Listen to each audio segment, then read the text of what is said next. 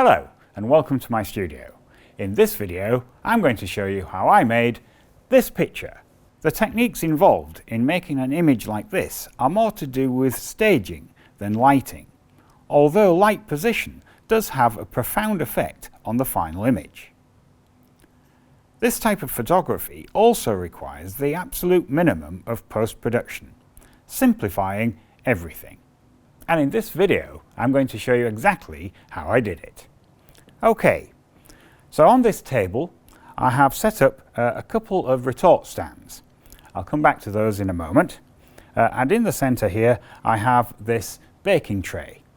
Now this is a black baking tray on purpose because we need a very dark surface on the bottom here. Okay, so then moving a bit further forward I have this tripod and this has a geared centre column, so you can wind the column up and down, and it also has a geared head on the top, which gives you a good deal of control over exactly how you point the camera. For the camera I'm using this digital SLR with a 24 to 70 zoom lens on the front of it and a flash sync trigger on the top. I also have it tethered into Capture One software. Okay, so just to get this started, I'll just pop this on the tripod like that. Now the next thing I'm going to need, of course, is my subject. And the subject for this picture is a row of pencils. So here we are, this is the pencils, and what I've done is attached them to this piece of wood with some double-sided sticky tape. I've added a couple of tubes of aluminium either side to make it easy to mount them and so that I can easily rotate them in the mounts. So the idea of this is that I can put the whole of this assembly on these two retort stands so that the tips of the pencils down the bottom here are just above the waterline. So just putting those in place, I'll just tighten up the stands like that, and that holds everything in place. And this really is the key to doing any of this type of photography. It's just the way you put it all together and the way it's staged. Alright, so with that in place, next thing to do would be to take a test exposure. Now the idea of the test exposure is that it will allow you to ascertain just how much contamination, if any, you're getting from your own house lights. The lights in here are actually quite bright.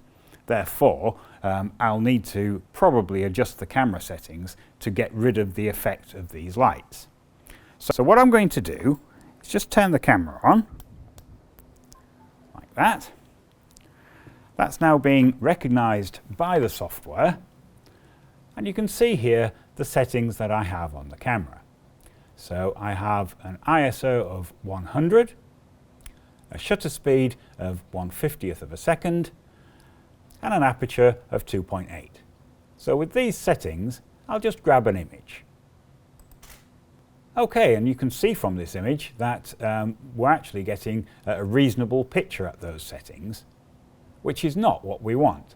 So I need to reset the camera, or reset all these settings, so that I get rid of the effect of the house lights giving me an image. So the first thing I'm going to do is change the shutter speed from 1/50th of a second to the flash sync speed for this camera, which is 1/250th of a second. Now also I'm going to change the aperture from 2.8 to a more reasonable f8, shall we say. So with these new settings I'll now grab another image and we'll see what we get. There, the whole thing has virtually disappeared. There's a few highlights here and there, but nothing to speak of. Okay, so with that now done, the next thing to do is to just compose the picture. So in order to do that, what I'm going to do is just look through the viewfinder. I'll just focus that up. There we are, so it's a bit easier to see what I'm doing. Now most of the picture is made up of the reflection that I'm going to get from the water in this bit down here. So in order to do that, I'm going to need to just adjust the position of the camera. So I'm just tilting the camera further down into the water, or what will be the water when I put it in. Something like that. Might actually take the whole thing down a bit. This is why having a tripod with a geared head is a good idea, because it allows you to do all these fine movements. We'll just focus that back up again. There. Okay, so now with all that composed in the viewfinder, the next thing to do would be to add some light. Here we are. So this is what I'm going to be using for my light source. This is a studio head, a very small Profoto Studio head, 250 joules. So it's the equivalent of about a powerful speedlight that you would get on your camera. So you don't really need a great deal of energy to do this. A small speedlight will quite happily do what we're about to do. And I've got this on this C-stand with a boom arm on it, so that I can position the head almost directly over the top of where the camera is, like so. So you should be able to see from that that this head is more or less over the top of the baking tray that I've got. Right, so with that in position, I'm just going to turn it on, and I'll just grab a test image to check the exposure. Okay, so we can see from this image that it's way overexposed.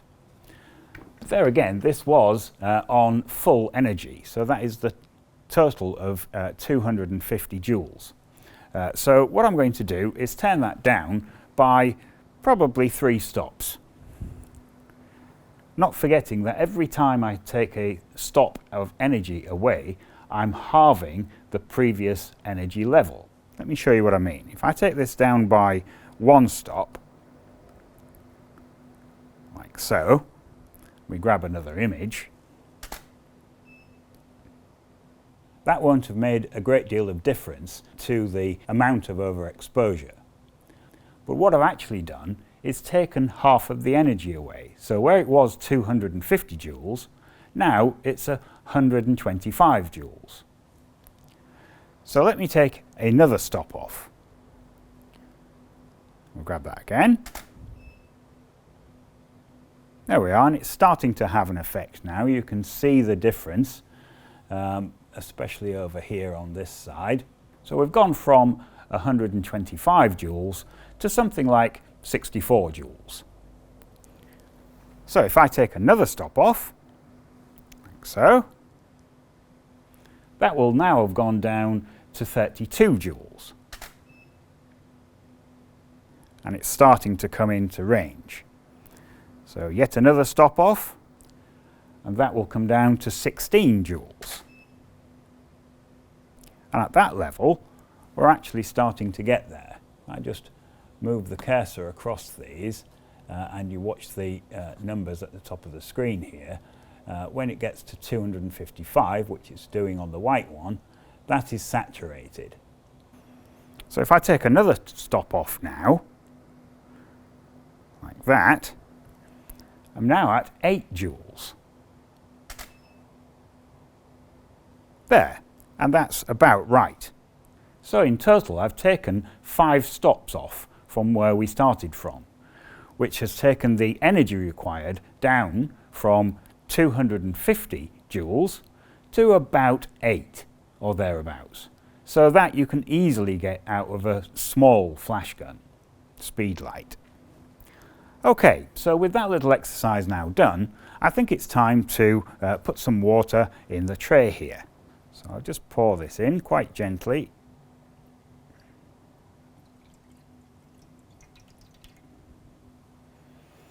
Now at this point it's worth having a very good look just to see how close to the water the pencils actually are. You may need to do some fine adjustment just to get them in the correct position. They want to be just touching the water. So what I'm doing is just taking these up ever so slightly, like that. There. So with that set, I'll just grab a test image. So now you should be able to see in this test image the effect the water is having. This is what we had before with no water in the tray.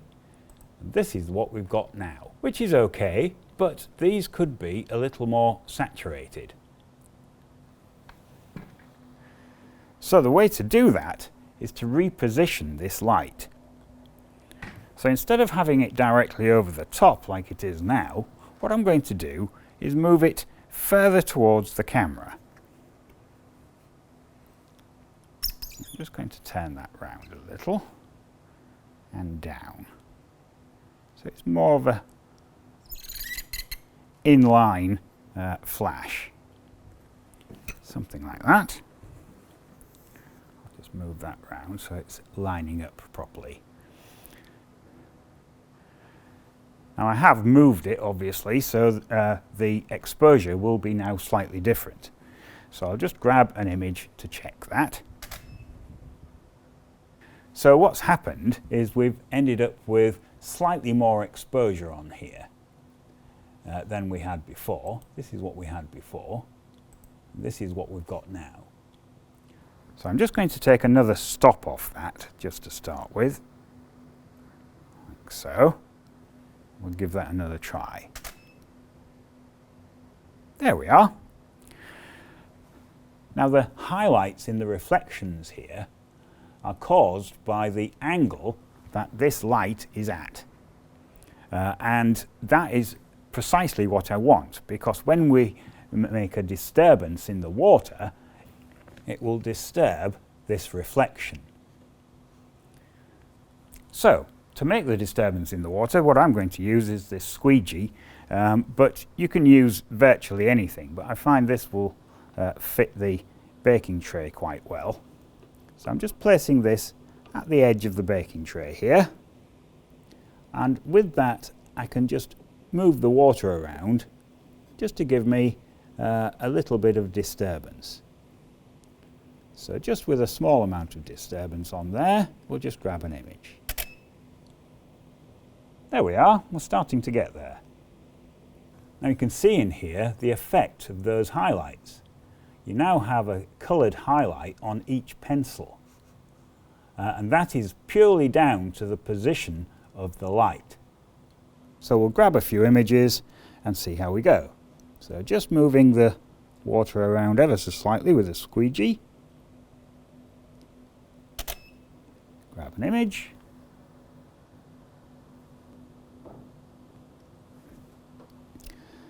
Okay, the other way that you can disturb the water is to just let the water drip into it. So if I just grab some drips like that, this will give a different image.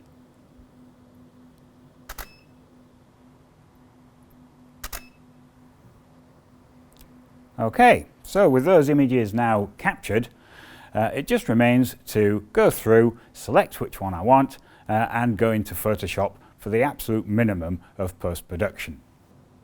Okay, so here we are in Photoshop, and I've loaded up the 4 images that I've selected to go forwards. So this is probably the best one that I'm going to go forward with, but I've just included the others just to show you the type of variation that we're getting. So this is quite a nice one, quite a bit more calm I think than the first one. And then we have this one, which is too rough. It's gone a bit over what I actually want. And finally, this is one of the ones with the drips. It gives you a completely different look, but not really the sort of look that I'm wanting. I think I'm happy with this one, the very first one. So I'll just shut the others down, like that. Okay, So, as I said before, there is really the bare minimum of post-production to do with an image such as this. So all I'm going to do is basically straighten it up a little and crop it. So I'm going to use the crop tool to do both of those operations. So firstly, if I just click on the straighten icon here with the crop tool active, I can draw a line across the end of the pencils like so.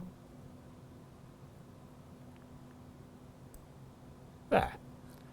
And the software will then straighten that up for me, like so. I think that's worked quite well. The next thing that I want to do is just look at the way that this is cropped. So I'm just going to pull the handles in to the very sides, like so.